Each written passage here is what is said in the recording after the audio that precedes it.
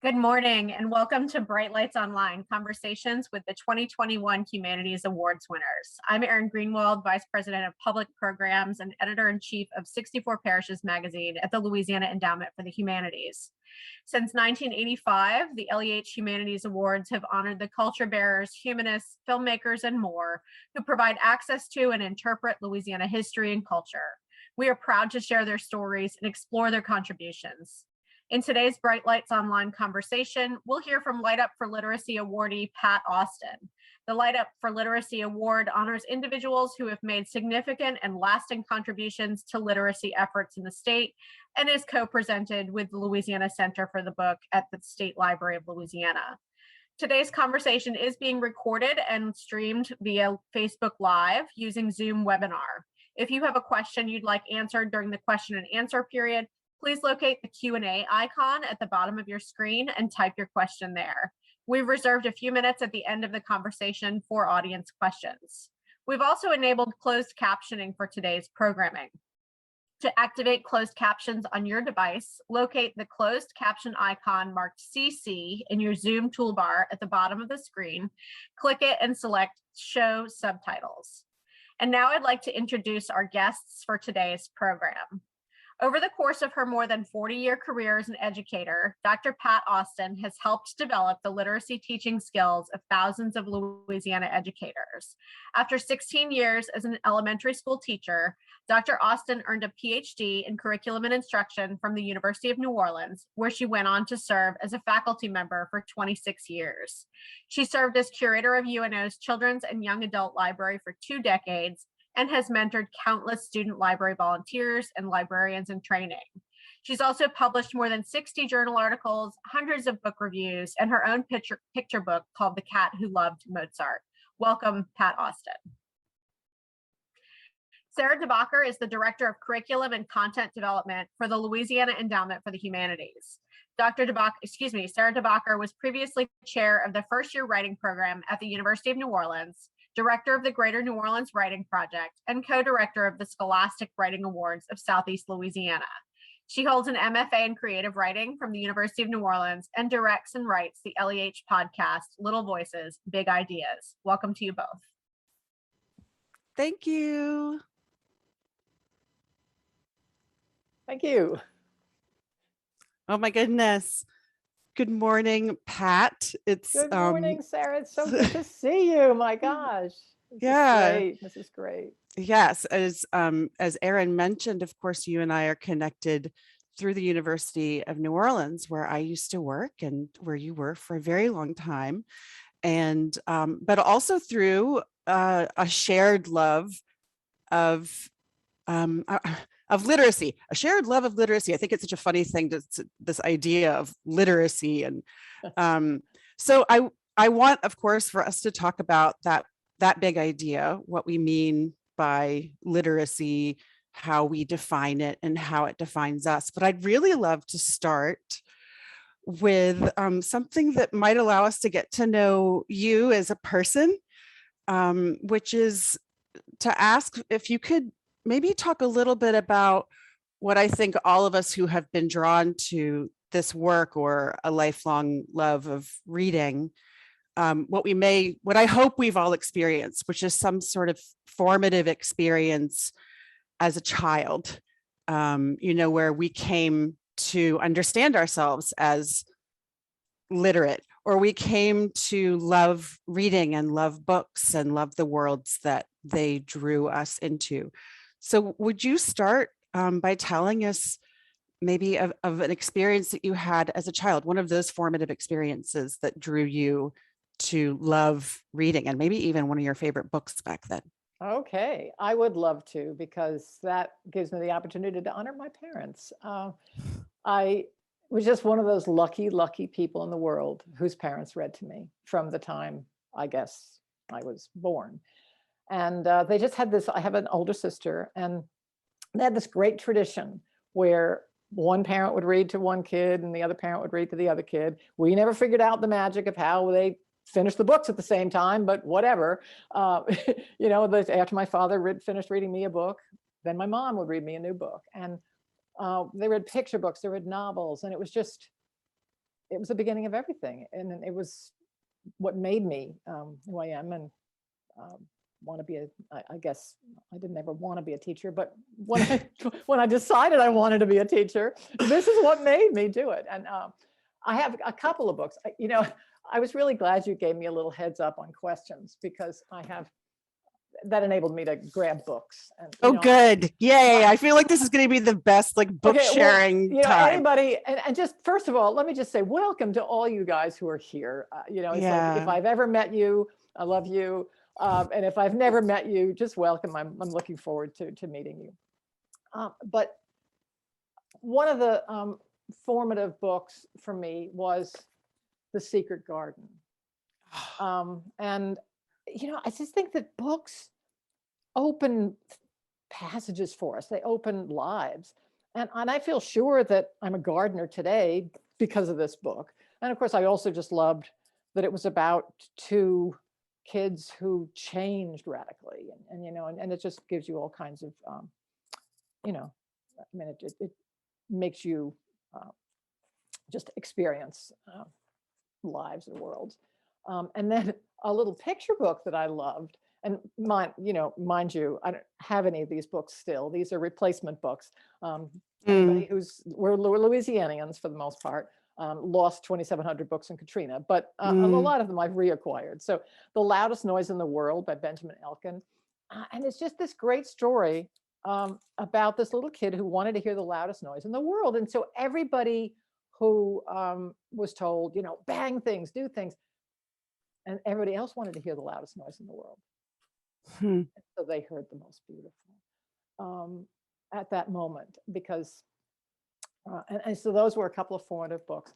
And then I became a biography lover. And my parents gave me this book. I was presents, it's like, we didn't own many books as a child. We went to the library every week, another formative experience. But one of the books they gave me was Beethoven, biography of Beethoven, because I was playing the piano, and Helen Keller. By Lorena Hickok. And I've come to find out that it wasn't a beautifully written book. She was a genius journalist, but she didn't know how to write for children. But nonetheless, Helen Keller changed my life. Helen Keller was the person I know, and I didn't realize this for probably 40 years, but she was the reason that I became a teacher. Because in her story, the person I admired was Anne Sullivan. How in the heck did she unlock a world, language, everything? And so, Helen Keller, that's, so those were just a few of the, formative experiences, everything else. And, just thanks to my parents for doing it all. Oh, wow. Yeah. I think well, you do know, because I had gone up to the library, the children's library, in fact, at UNO, to borrow some books to read to my sons. But, I'm a parent of a 10 and 2 boys, 10 and 7. And I read with them, right? And think, I love the quality of that time. And I think now there's all this research about the amount of time that you should be spending reading to your children and the number of words that they need to hear by the time they're whatever. I like to get back to that moment of just that, the personal, because ultimately when you hold a book, something's happening there that really is kind of magical. So thank you so much for it is magical, for sharing some of this. This is reminding me, of course, this is the teacher talking to teacher moment of the wonderful assignment of the literacy narrative, where you really sort of think of yourself through language and books, because isn't that kind of how we come to know who we are? So I don't know if I want to go immediately into sort of the big think stuff, but a lot of what you were talking about does lead me to wonder if we could talk a little bit about what it means to work in the space of literacy and literacy development, what it means to teach someone to cultivate or to develop a habit of reading, and maybe even a love of reading, and because I think there's the traditional school setting, but you're talking about what your parents did for and with you. So there's more than just the traditional teachers in that space. So gosh, I don't think I asked a real question there, but what I'm trying to do is to get us to talk a little bit about what it means to cultivate a love of reading, because we're both interested in this, but you have done so much work there. Yeah, well, I was a teacher actually for 20 years, not just 16. And I taught every grade from second grade on up through eighth grade before I switched to college. And I actually have taught kindergartners, but I taught gifted kids for a while. And so I never taught kindergarten, but I had kindergarten kids. And so, I mean, I've watched literacy happen. There is a sort of magic about it to me. I don't know. So how do you teach somebody how to read? You know, we have all kinds of research, we have all kinds of curricula, we have all kinds of stuff. But there is just neurologically magic to me as to how this connection literally ultimately happens. But, you know, I taught kids. And in my most recent work of teaching in college, I taught mostly future teachers and future librarians. And many came to me as non-readers, abandoned readers, reluctant readers. You know, they may have read as a child, but things came into the space and they didn't make the time for it anymore. Some people just said, I never liked to read. Some people said, I never read a book before, never read a whole book. And so what you do is you make the connection with the perfect book for that reader. And you just have to, you listen, you get to know the people, because teaching is just all about relationships. I mean, it's just like you know, parenting, it's you and the kid, and teaching. And so a lot of the conversation today is maybe directed toward teachers, and maybe I'm, you know, preaching to the choir of teachers, I don't know. But I'm hoping that there are as well a lot of parents will be thinking about, you know, what do I do and what can I do? But that is it to me in a nutshell, is finding the right book for the right reader. Because what books do is they'll open things up for us, you know, like things that I knew that I was interested, gravitate toward those things, no problem. You know, and my little kid doesn't love dinosaurs, I love dinosaurs. And you know, I still remember one of those books that I checked out every week at the Tenafly Library in New Jersey. But then I found my parents read to me other books and introduced new things. And so then your interests widen.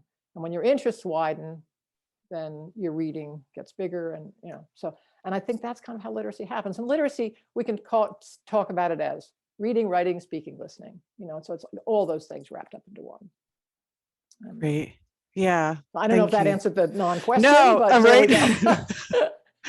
I'm glad that they said in conversation, because that's what feels most great. comfortable, to me. And, you know, I was thinking about the two possible, or the two audiences who maybe think the most about this, right? The parent and the child. And I love this notion, the parent with the child, and then the teacher with the child. And I love this notion of whether we're thinking as parent or teacher or both, being a curator, right? And finding the right book, and that being some of the alchemy is becoming really good at curating or finding that pairing. How do you do that? Or maybe I am asking an actual question here, which is there something that makes a particularly good children's book or book for a young person? Oh my gosh. And how many hours do we have for I this know, right? Define good book. Yeah, when I was really glad that you gave me a teeny heads up about a few things that you might ask, because then it occurred to me, I must have piles of books, which I do. My desk right in front of the computer here is laden with books, just in case I might need one. And the idea of thinking of what makes a good book, I want to just do it by talking about some books, if that works. Does that work for you? Yes. And since one of the best known awards is the Caldecott Award, which has been going since 1938, and Newbery since 1922, I wanted to start with this year's Caldecott. And it's we are water protectors, written by Carol Lindstrom and illustrated by Michaela Goad. What makes this a good book? And so, it's like if I said, well, you might want to read this book about these Native Americans who don't want the pipeline to come through their property. You go, snooze fest. But, it's like, what did these two brilliant creators do to make this a book that no child could do anything but love? One, it's amazing art. And there's this big concept of the kid, about the people who want to solve this problem and just have safe water and a safe environment. But look at the art. It's just so magnificent. Water's the first medicine, Nokomis told me. And it nourished inside our mother's body as it nourishes us in the mother's earth. Water is sacred, she said. And so the book has a big idea, and that's one thing that makes a book a good book a good book. It relates and brings to a child. There's often a refrain, some kind of through line that comes back and back. This has a fierce little protagonist who is going to solve the problem. And, just let me show you this. And the whole book to me is really a metaphor. Here is the pipeline going through indigenous land. And look at it. Ooh, yeah. It's a snake, and it's just, and then there's our fierce protagonist figuring, okay, this is a problem we can solve. So you've got beautiful language, you've got beautiful images, you've got big ideas, and you've got something that's going to open up the kid's mind. So, and there's rhythm, repetition, lyrical language, all of those things. It's like plot, setting, character, theme, and style, all those things that we teach in, all our English classes.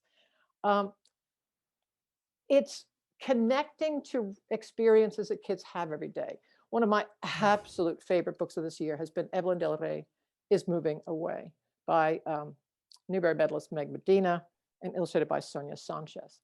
And it's just a book about friendship. But it's the last day and this one girl is moving away. And we are, as the audience, totally there. We are having an experience. Well, how does an author do that? And I want to read you a page because it's like the one little friend who's going to stay in her old neighborhood, and she goes over to her buddy's house, and she goes and she says, so I bundle up and cross the street. A big truck with its mouth wide open is parked at the curb, ready to gobble up Evelyn's mirror with the stickers around the edge, her easel for painting on rainy days, and the sofa that we bounce on to get to the moon. Now, don't you now know this child? And it's like every single time in a book, it's the specific that brings us to the universal. And that is what the best books do.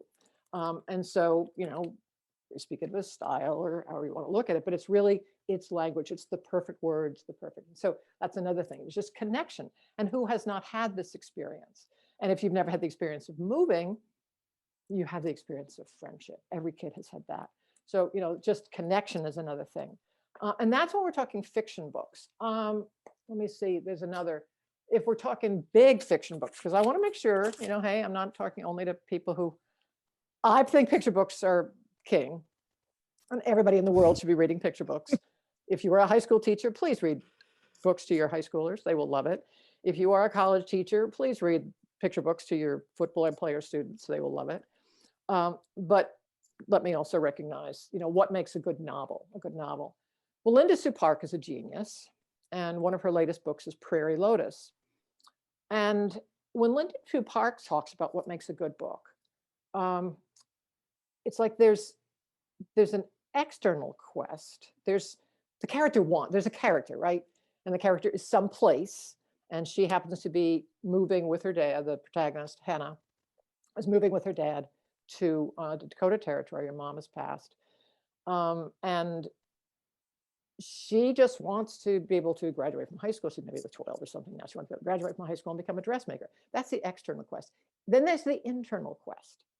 What she really needs to be able to do is to cope and recognize racism sexism and all this kind of stuff. And so that's what the character needs. And so when the very, very best books have both what the character wants, what the character needs, and then we connect with the specificity of that. So that's fiction. And then when we talk about what makes a good nonfiction book, I got just an example here of just a beautiful, beautiful book. Story of how diversity took root in America. The title of the book is We Are Garden. It's written by Lisa Westbrook Peters, illustrated by Victoria Tetler Kryloff. And here again. Oh, I should have told you guys, everybody watching, you should have pencil and paper with you. I'm totally, did you notice that I'm just I like, did, I'm and writing. that keyed me and is like, oh yeah, I was going to remind people right away. You know, I would be happy to provide a list, but I don't know how LEH would do that. So We'll figure it out. But yeah, because I can type all these things up and send it to you guys and you can distribute it somehow. But what if I were to tell you, oh, this is a book about how all the immigrants came to America? How does that might not be something that's inherently interesting to a child. So what do these two creators do to make it so? There again, it's metaphoric. And it's language, it's the lyricism. We are garden. Long ago, a strong wind blew. It blew people like seeds to a new land. And so you're seeing, okay, we're brought right back to the Native Americans who peopled this land. And we, by the way, are coming to you from the land of Chitimacha, right? And then the entire book goes through the groups that came and the groups that came and the more groups that came with this gorgeous, but how did it start? A wind blows. And so a wind blows each time. Well, that's planting the seed for you of the seed of garden. And then she brings it in at toward the end, saying, some people leave rocky soil and hard times behind in their homelands. Others find rocky soil and hard times in the new land. The people, like seeds, take root, which of course brings us to the title, We Are Garden. Now, it's just magnificent. It's beautiful. So that is what makes the good books. Nonfiction's got to be accurate. That's the most important thing. It's going to be interestingly well organized. And it's a chronological, telling of the diverse groups that came to America. But then it has to have just that style and language that wraps us up and makes us interested. And when we share books with kids, we're sharing books that we love. It's like when I taught elementary school, one of my favorite forms of poetry is haiku. Well, if you read the research, it's like kids' most unfavorite form in the world is haiku. It's like, what is it? It didn't make sense. Like 17 syllables, what's that about?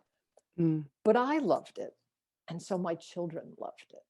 And we used to have haiku moments. We go out into the forest and, out into the backwoods or out into the schoolyard, and we'd have haiku moments. And the kids would, share and think, and then it becomes something they love. So I don't know, did that answer your question? Yes, and more. I mean, it also got me thinking, putting sort of my teacher's hat on. I remember when I was, teaching other teachers, I can't remember who brought this to me, but the notion that one of the things that a teacher that makes a good teacher is the ability to stage a desire, like sort of beautifully said. You're right. Which is interesting because then it implies that there's something performative, which I suppose there is. Oh, there definitely is. But then I think what I'm hearing you talk about is like really being your sort of like authentic self in those moments where you're saying, this is what I love.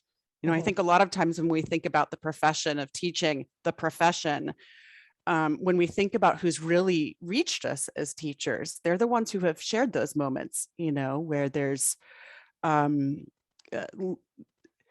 here's what touched me. I hope it touches you. But of course, we're also sort of hamstrung in some ways. And I think many of the teachers that we worked with were by curricula. And I'm thinking about what what can teachers do right now? Because as you know, there's a lot of, and we don't have to, we can steer clear of criticism of sort of what's being called for within the system, but teachers are being handed a lot of boxed curriculum. And I'm thinking about what kind of advice you can offer to a teacher who maybe doesn't feel like they have the space to stage that love or to bring in books. Are there any practices that a teacher can use that within the classroom when maybe they are being handed a scripted curriculum? Or what do you offer to teachers or to talk with teachers about who are really struggling with that? I'm glad that you raised it because, when I teach my undergraduate students at the University of New Orleans, they're all bright-eyed and bushy-tailed, and they think that they can make the world happen. And all the ideas that all of us in college of education have, school of education, they can go out and do. And then I teach the graduate students who are teaching the scripted curriculum. And I mean, just picture, okay, I've already introduced several fabulous books to you. Can you imagine being introduced to those books, reading those books, loving those books, and then you have to tell your professor, I don't have time to teach them.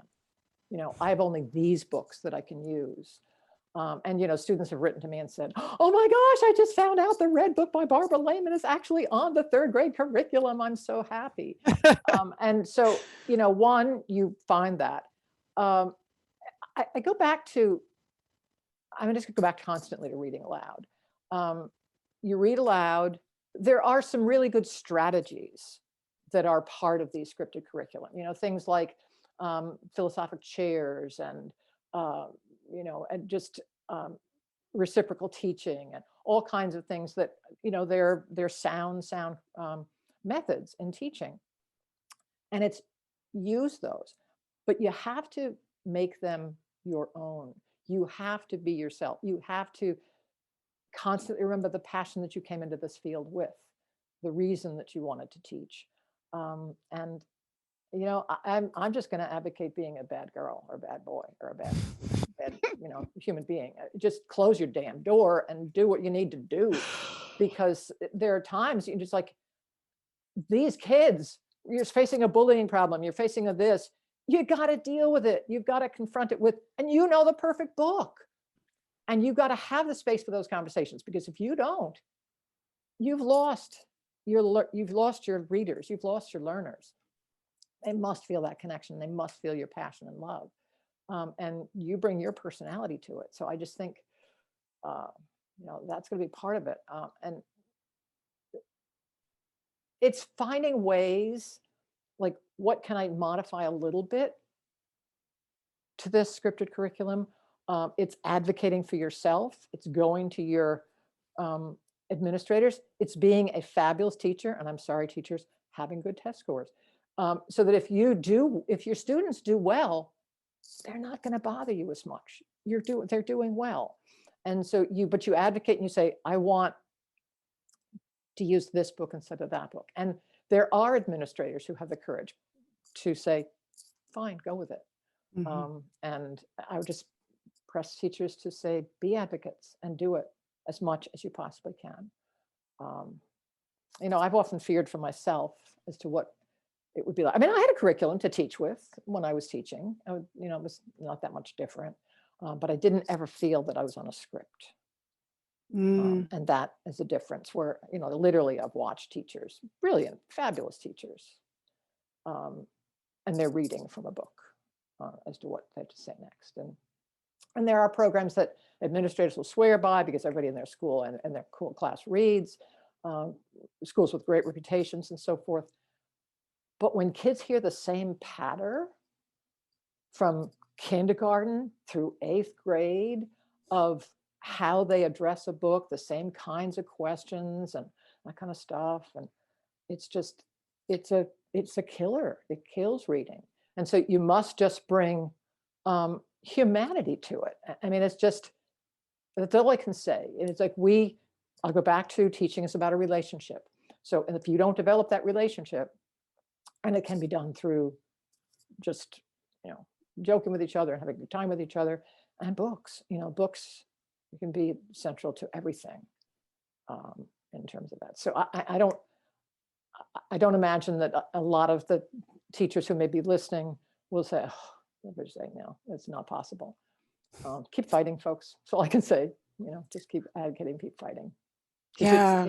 It's the kids, it's the literate kids you're fighting for. It's for the kids who will be in charge of our universe, Yeah. That's what matters. Absolutely. I'm thinking about the book. Actually, I'm thinking about some of the books that, and while we're still thinking about teachers and teaching, if there are any of these books that you're like, oh my gosh, teachers, if you want a book that a nonfiction book, or a book about pedagogy, even, I'm thinking of Kelly Gallagher's book, Redecide, where, he talks, it's like, when I read that book, first of all, I was just like, thank you, because I was really, in my work with teachers, was also seeing them feeling like, well, that's great, all these things you're talking about, but I can't do that. And it was really demoralizing in some ways, I'm sure for them, obviously, but for me as somebody who really wanted to be like, but here's what you can do, and I didn't want to be patronizing, or, I was teaching at the University of New Orleans, and yes, I was allowed, there was a curriculum there, but I had a great deal of leeway within that. And that book was a really formative one for me, though, as a teacher. It felt like a good companion. And I didn't give you a heads up on this question. So if you don't have any of these books nearby, that's fine. But since we've been talking about books, are there any books that you feel like for teachers who might be looking for some good company, or that you've used in your classes? Well, if you're in middle school and high school, I would suggest Kelly Gallagher, Redecide, right beside them, 180 Days. And, I knew this was going to happen. I knew I was going to embarrass myself, but I just lost the name of Kelly Gallagher's co-author on that and colleague. She's like one of my favorite human beings in the whole world, and I've just lost her name. But they're just, Gallagher has done this. He's been teaching high school for a long, long time. And, he has a book club with teachers in the school to, keep them alive and awake and interested. And he's had that book club for 20 years. He recommends books all the time with kids. And he just says, basically what I'm saying here, just teach, and it's what you have to do. And for anybody, well, actually everybody, K through 12 and university students, I recommend reading Magic by Many Fox. It's why reading aloud to our children will change their lives forever.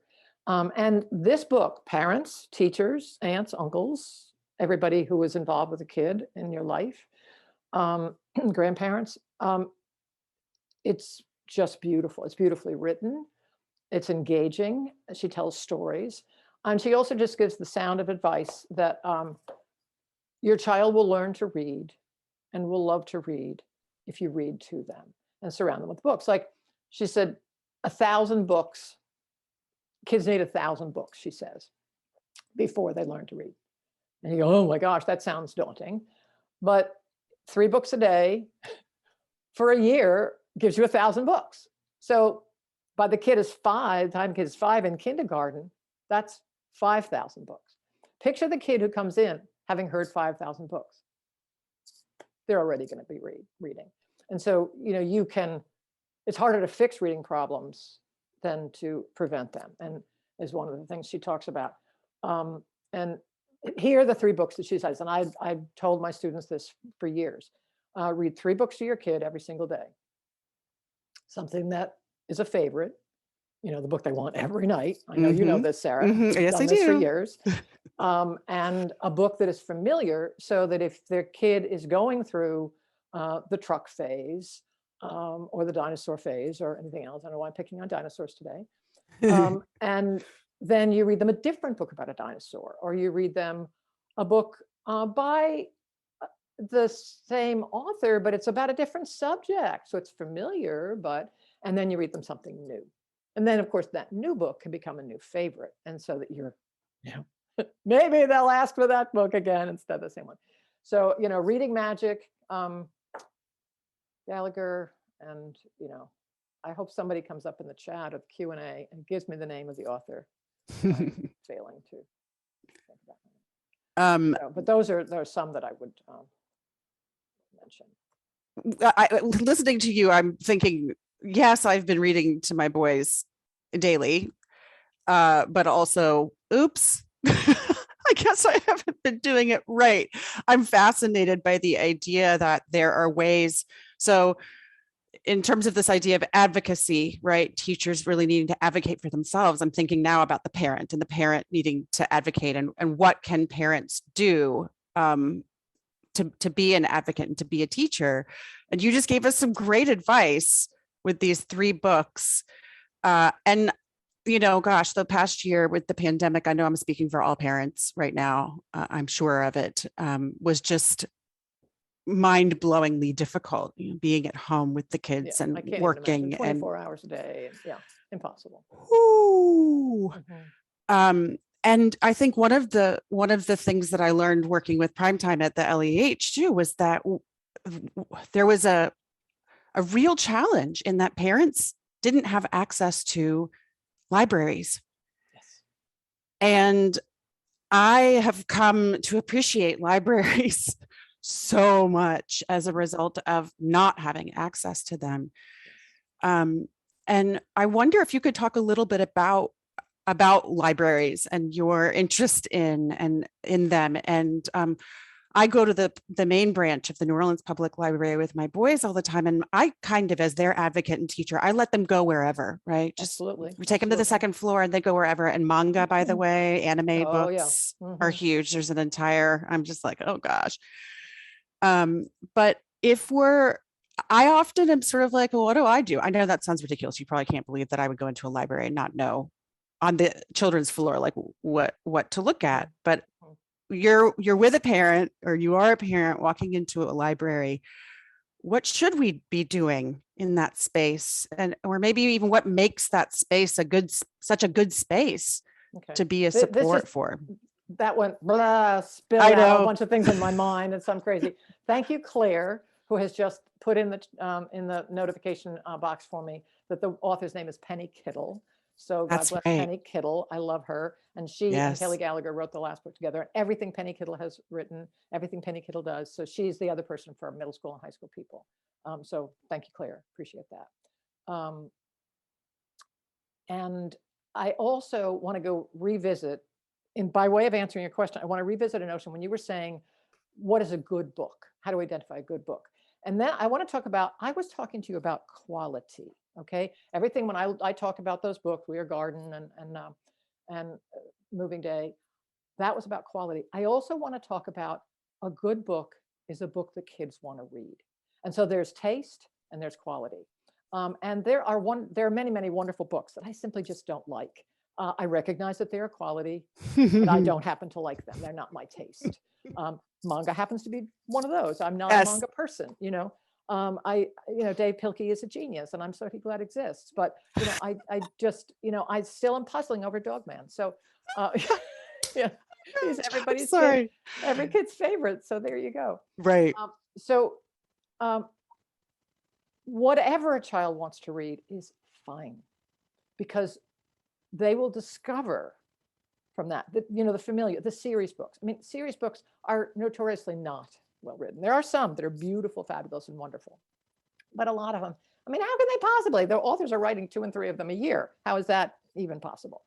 But series books are churned out, but they are the familiar. They're the familiar characters. The kids like them, and it goes back to the Mem Fox thing of read familiar. When they are reading what's familiar, they're getting confident. And then when they're getting confident, ultimately, they're going to get tired of a book that just isn't the greatest quality in the world. And they'll go, I think I'll try Lois Lowry. And they'll just reach for that. So what do you do? Why are libraries so wonderful?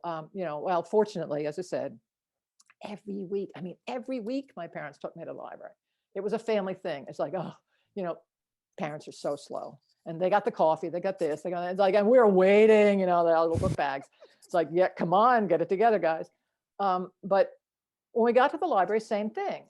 My parents let me free, and I could check out whatever I wanted. wherever I wanted.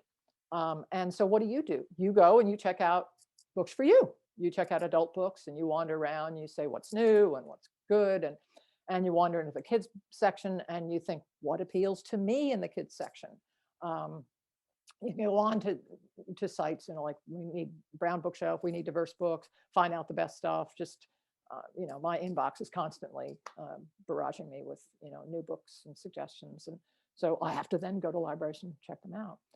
And so you check out your own children's books that are going to be the ones that, kids didn't pick out, but you might get them interested in that because, you just read about it. It was a great book.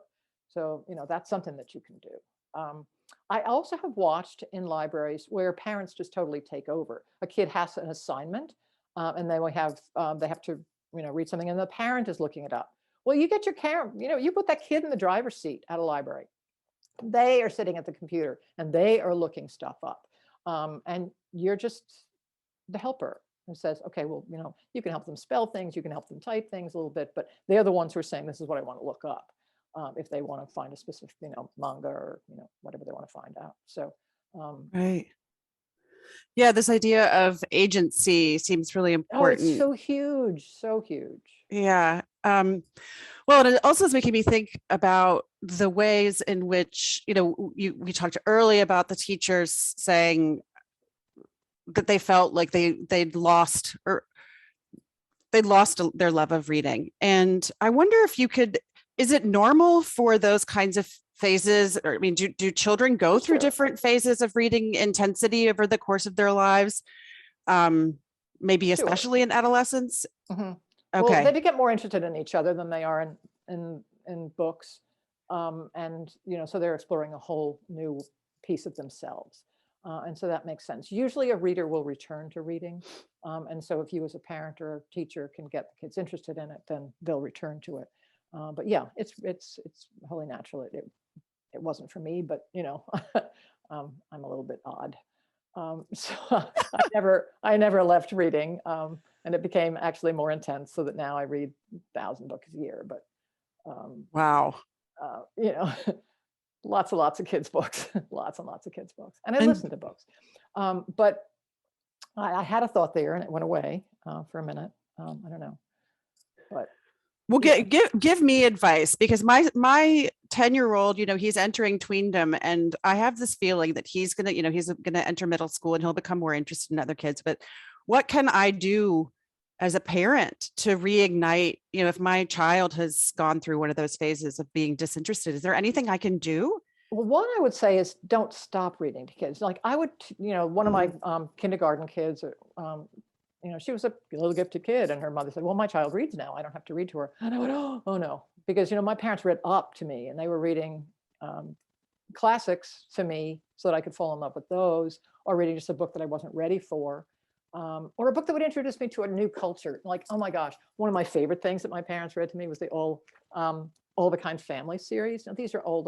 Like I'm old. So these are from the 50s, but they're still around. And Sydney Taylor, the author, is, an award is named for her because, they introduced me to the Jewish culture. I didn't know anything about that. And that's how I learned.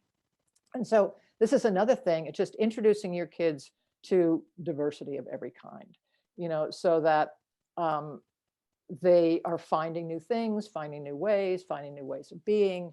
And I just think of all the books that, there's a whole little pile of books that I wanted to share. Do it. Well, just like, think about the kid who's struggling with their identity. And this book, Were I Not a Girl, the inspiring true story of Dr. James Barrie. And this takes place in the 1880. And it's this person, born a girl in the 1880 when you're not allowed to do anything. And she wasn't really schooled. And she wanted to be a doctor, but she couldn't be, and couldn't go to school. And then one day just saw kids going to college and like, I want to do that. And I love this picture. Just said, I'm doing it. So there she is. And there he is. And just started living life as a man and became a doctor. So think about, can you imagine what this would be for a child, Mm. you know, who just needs that? And whether it's newspaper articles, whether it's sports, whether it's whatever, it was like, oh, listen to this. Just finding opportunities to share books, you know, the perfect thing. Kids interested in something, return to picture books. And I, you know, one of my absolute favorites of the year was this, Itzhak, A Boy Who Loved the Violin. And it's just, you know, like, what if you have a kid who's disabled, and then here's Itzhak, who, you know, had polio and couldn't walk and, you know, became a violinist. A couple other books I just, you know, you want to introduce to people. Another favorite is I Talk Like a River. What if you just showed books like this to a kid and open up lives? You know, one of the things about reading is we're making people better people. You know, we're making better human beings. And Cy Montgomery's book, you know, Being a Better Creature, I'm not sure I've got the title right, but it's just so beautiful. And then this is a kid who, I Talk Like a River by Jordan Scott. He was a lisper and, you know, just teased in school. And so one day his father told him, you talk like a river. And it's like, I had to show you this page. This was going to be one of the books that I showed you for the best book. See how the water moves, that's how you speak. And it's bubbling, churning, whirling, and crashing. You know, even for a middle school kid, could you find some books like that and just say, I want to read this for me. Let's read this together. I gave my sister a book the other day and said, you know, it's got talking animals in it. I know you don't like talking animals, but it's just a beautiful book. And she came back to me and she said, it was Ida Always. And she said, I need to own this book, you know, because, and it was a picture book, and she's not particularly a reader of picture books. She reads adult books. Occasionally I do, but can you do that for your kid? Can you just bring in things that will take 5 minutes and ignite something? I don't know. I'm only a mother of cats, so I don't know about real children in a real household. And I'm probably really just, you know, talking nonsense. But you were one.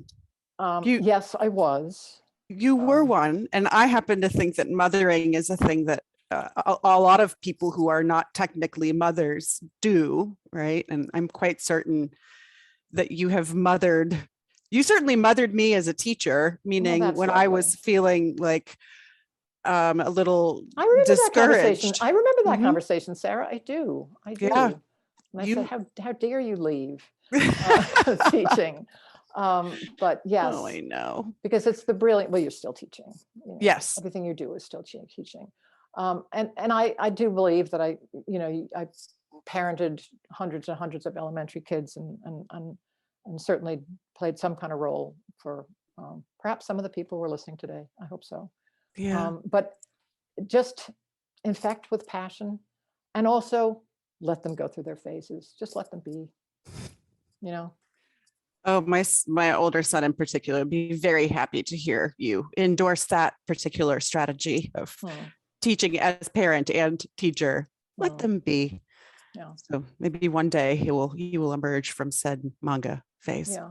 Well, you know, I probably shouldn't tell on other people who've probably told things that they didn't want the world to know. But when Jacqueline Woodson talked about her daughter in a not so well, I don't even use the word, but a not so positive light, because she was 10 or 12 and she was being irritating, you know, and I thought, wow, because that's what it's like to be a parent. It's hard. And it's hard to be a teacher. It's hard to be a parent. And, you know, you just do the best you can. But it's sharing what you love. Well, and reading and speaking and listening, all of those allow us to connect. And I think, you know, gosh, again, through the course of the pandemic, what I think I've really come to appreciate about reading myself, reading with, is the comfort that it has been able to provide. It's bonding, you know, it's totally bonding. Yeah. Yeah. And you just make that time, because as people say, well, I don't have the time. It's like 15 minutes. That's all. Just take that 15 minutes and do something. And so we wanted to Q&A, see if anybody else has questions. Yes, thank you so much. Let's wander to Q&A.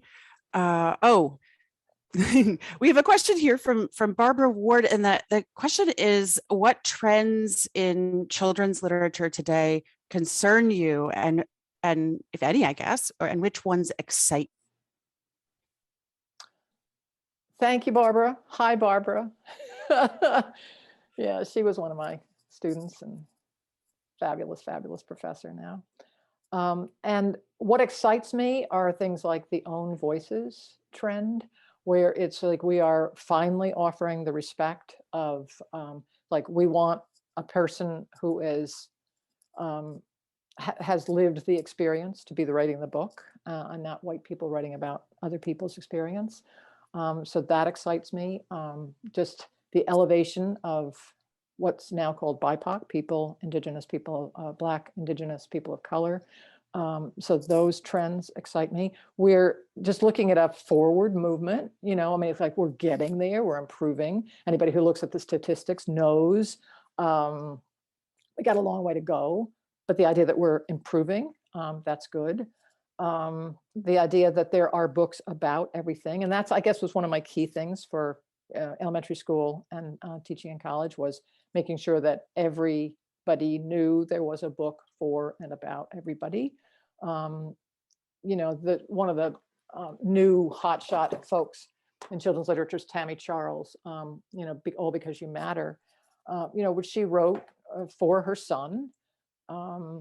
And it's like, yep, you matter.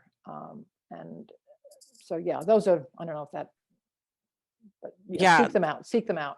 Yeah, that's, I think that's great. Really helpful. There's a question here that actually I think might be from Erin, and I love this question because it's making me think about, like, you're advocating for grown-ups or adults reading children's books, and but she says that she remembers being at the library as an adolescent and struggling to figure out how to pick books from the adult section after the young adult books started to feel stale. And, you know, seeing her own teenager struggling with that transition a little bit. And so she's asking if you have any recommendations for kids out there and their parents having a hard time making that transition from the kids to the adult section. Yeah, what a great question. I admit that I probably have, because I was an elementary school teacher and taught mostly elementary teachers, not all, but many, you know, I probably have a little burdened this conversation with that. But I would recommend that you seek out the American Library Association website, because ALA, as it's affectionately called, just has tons and tons of resources.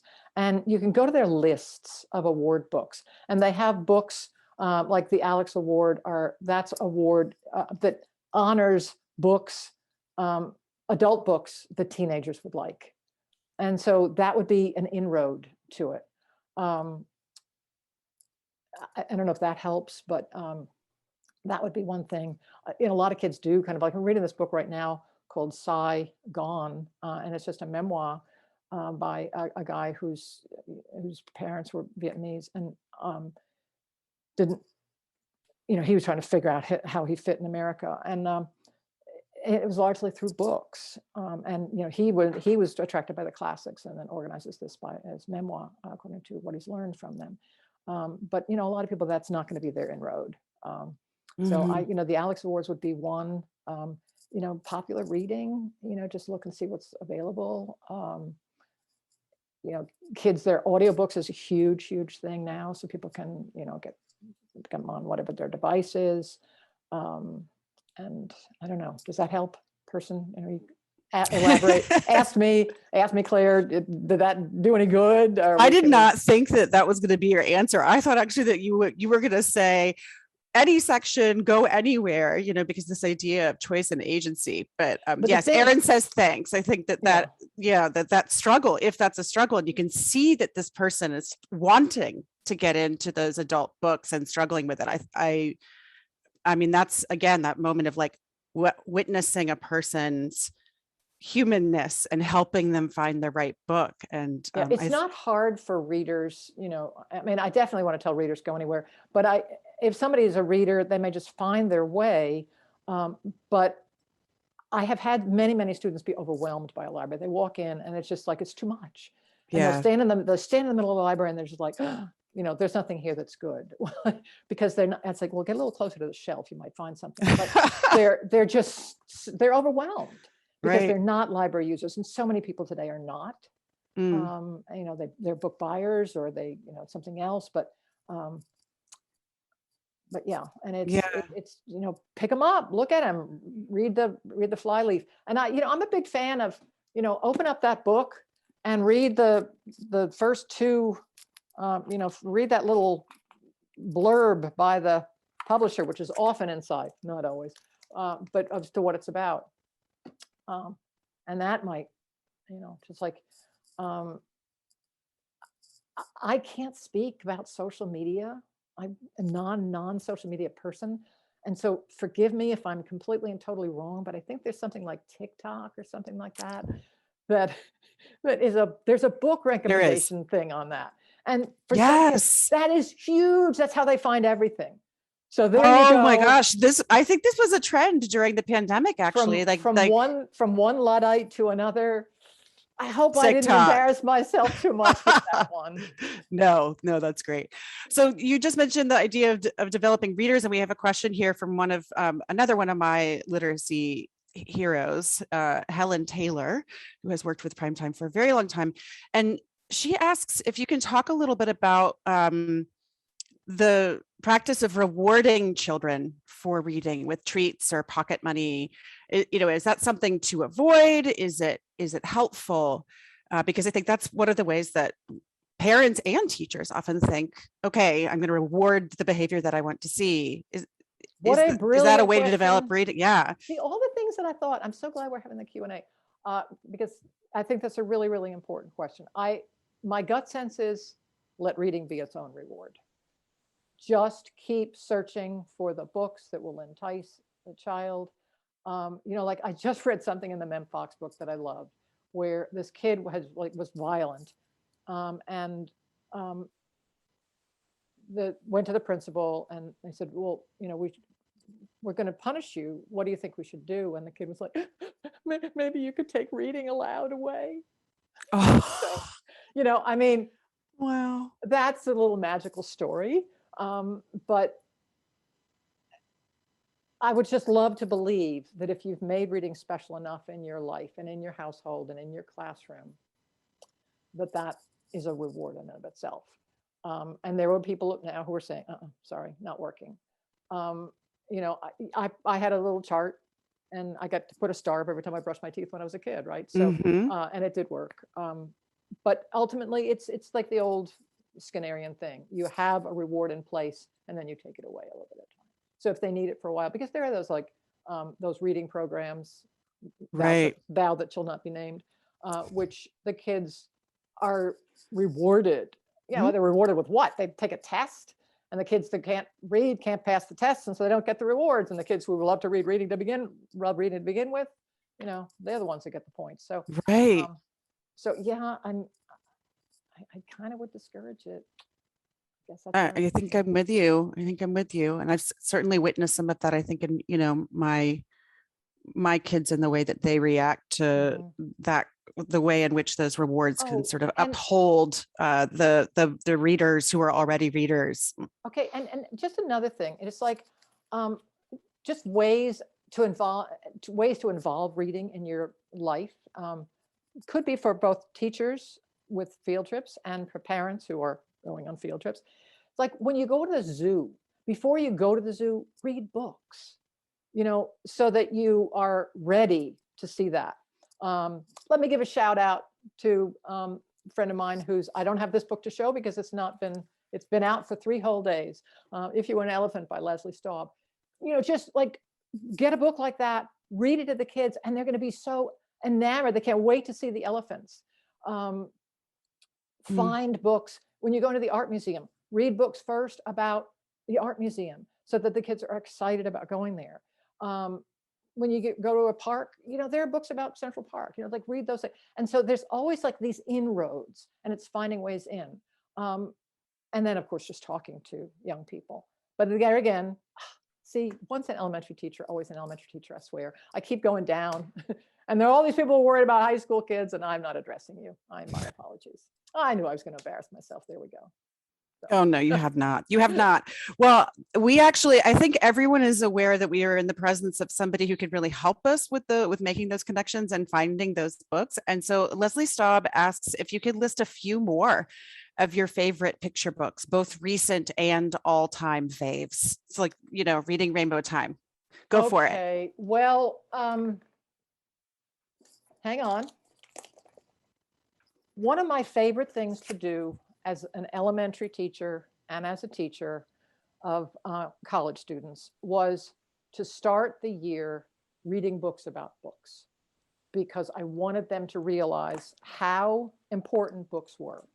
And the Red Book by Barbara Lehman, which is a wordless book, is one of my all-time favorites. Not a single word in it, but it's magic because a kid finds a book and it really connects. It's finding universal connection between people through a book. This year, I was had the honor and privilege of being on the Americas Award Committee for the last 3 years, and shared this year. And our winner was Digging for Words, Jose Alberto Gutierrez and the library he built. This is a story about a guy in Bogota, Colombia, who was a garbage man, and he found books discarded. And so he started to collect them, and he gathered them and collected them, put them in his home, and opened up a library for kids or for people. And so every Saturday when he wasn't being a garbage man, people would come. And so this is she's introduced a fictional character. So we see Jose, a little boy who wants to go to the library. It's magical, it's beautiful. And Jose Gutierrez is no longer a garbage man because he's got a literacy project that's going on, but brilliant. The Oldest Student, How Mary Walker Learned to Read. By the way, high school teachers, these are for you. Don't forget, okay? But Leslie Staub, thank you for the question. She did ask about picture books. We are aficionados. We are picture book companions. How Mary Walker Learned to Read by Rita Lorraine Hubbard and illustrated by Oge Mora. And this is about a woman who was born a slave in 1843, I believe. She learned to read when she was 116. I know, Sarah. I know. She learned to read. She went through a whole life, all these things, everything. There was always something that got in the way. She raised a lot of kids. She outlived all her children. But when she was 116, she went to a reading program and she learned to read. And she passed away in 1969 at age 121. So, I mean, seriously, people, don't you want that book? Yes. Okay, here's for the kids who don't like to read. Once Upon a Time, Story and Pictures by Nikki Daly. This is a slightly older title, but it's a little girl who just struggled to read. And her wise grandmother, they got back and they sat in an old beat up old car and they read stories together until finally the child learned to read on her own. And Miss Brooks loves books and I don't. This is by Barbara Botner, illustrated by Michael Emberley. Well, I mean, doesn't the title say it all? Miss Brooks loves books and I don't. But of course, Miss Brooks, who is the brilliant librarian, finds, something. Warts, did you mention warts? And so the kid, finds the book that she likes. I got a real kick, and I give talks to librarians frequently. And this year it was my first event out into the public world. Met with a group of librarians at one of the schools. And I read them Ronan the Librarian. And it's just about pirates. And, he's a pirate who finds out that he really likes to read. And, it's just so brilliant. And at the end, he's trying to introduce books to everybody else, and he thinks that they don't you know, he's reading and he thinks they don't like it, and then everybody just like wants to find out how it all comes out at the end. And so it's just a fun book. And you know, hey, enjoy that, folks, because generally I like heavy. I don't often find and recommend the light, cheerful books. The Little Library by Margaret Mcnamara. It's a little series about Mr. Tiffin's class, illustrated by G. Brian Karras. And it's another little boy who just doesn't cotton to reading too much, but his librarian finds out that he likes woodworking. And so she gets a book about that. And ultimately, spoiler alert, the kid builds his own little library so that their school library will not be closed. And it will be, you know, available all year. You know, I have like a pile here so big, but you know, that's. You could go on, and I could go on. and I'm I quite could go certain that on. many folks who are watching and listening would love for you to. We are nearing the end of our time though, and I want to just say how much I appreciate the generosity that you've had with me in particular, personally and professionally, but I can just see the generosity of your spirit, not only in this space and time, but at the University of New Orleans and in teaching. And I happen to think that the roots of that are likely in reading, you know, and I'm so glad that you have spent this time with us and that you are, that we have you. And I hope that we have you till you're 121. I hope so. I hope so. And I am now volunteer curator of the library at the University of New Orleans because it's my home. So Yeah. I couldn't leave it, but there you go. Books are home. Yes, they are home. Yeah. They are our lives. We only get to live one life, but we live a zillion lives through books. Well, with that, I'm going to pass the proverbial Zoom baton to my colleague, Erin Greenwald. Thank you again, Pat. And I just want to thank you. Great questions from audience members. And I just want to thank everybody for coming today and being interested. So, yeah. Cheers. Thank you guys so much, Pat. That was a lovely session. It made me have all sorts of memories about being a kid and the things that I loved about reading that led me down the path that I took in life. That you took, right. Thank you very, very much. And thank you, Sarah, for being an excellent moderator. To our viewers, we appreciate you. Thank you for tuning in to the 2021 season of Bright Lights Online. This is our last show in the series. The Louisiana Endowment for the Humanities is proud to celebrate the work and accomplishments of our humanities awardees every year. To learn more about the LEH Humanities Awards, including how to nominate individuals or organizations for next year's awards, please visit our website at leh.org. Thank you, guys. See you later. Thanks.